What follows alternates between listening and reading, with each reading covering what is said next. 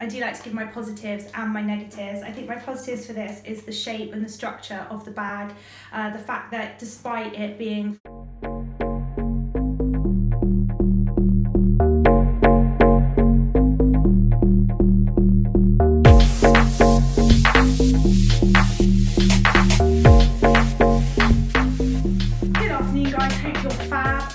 from Tiffany's. Find out more about us by clicking on the link there. Essentially, we resell and source luxury designer goods. Today I'm bringing you a look inside this Louis Vuitton Monigramissime.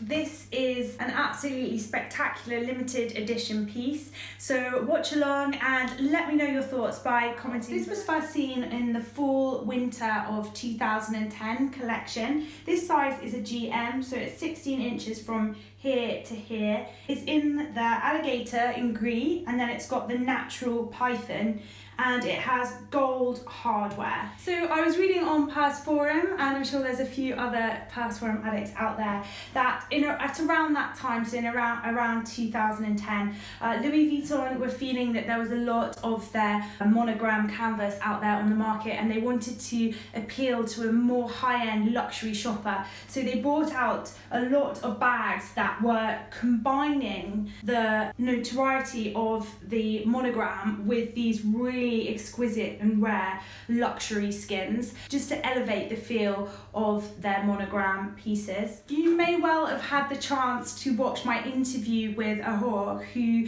worked at both Chanel and Louis Vuitton.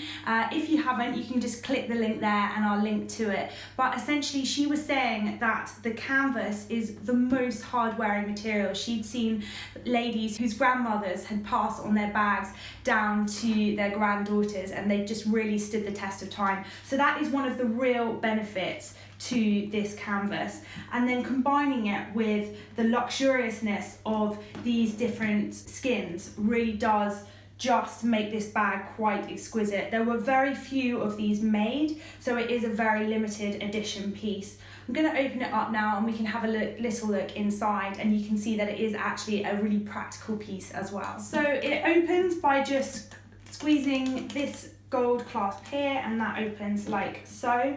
We can have a look inside. There are two main compartments, a zip compartment and two slip pockets. Now you've also got this skin continued inside, which is just really a nice finish, and then it's lined in the Alcantara lining, which is almost like a faux suede in a nice brown colour. Now, one of the things that is most frustrating about the Alcantara lining is finding the date code, and I'm not even really going to attempt to show you because you won't make out the numbers, but just in case you're trying to authenticate one for yourself wherever you are in the world, you will find it on this back pocket. It's literally just there on the inside of the pocket. So this one, I can barely read it. Can make out it was 09, so it's in 2000, the second half of 2009 that this one was made.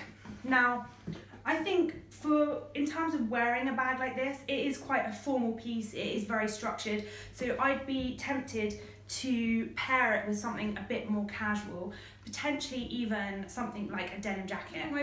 As with all my videos, I do like to give my positives and my negatives. I think my positives for this is the shape and the structure of the bag, the fact that despite it being from a particular season, I do actually think it's quite timeless. It is just a shopper, but with those really exquisite details. I think also that it would be quite hard wearing because the alligator is on the corners, which is a really tough skin, and then you've also got the canvas and the metal being protected there on the corners as well. I think my negatives is it is quite heavy, so I don't know if that would potentially be a bit much for carrying around all day. It just depends on your personal preferences. So guys, thank you so much for choosing to watch this video. If you did enjoy it, please like and subscribe, and I'm always happy to take ideas for new vids, so do let me know in the comments below.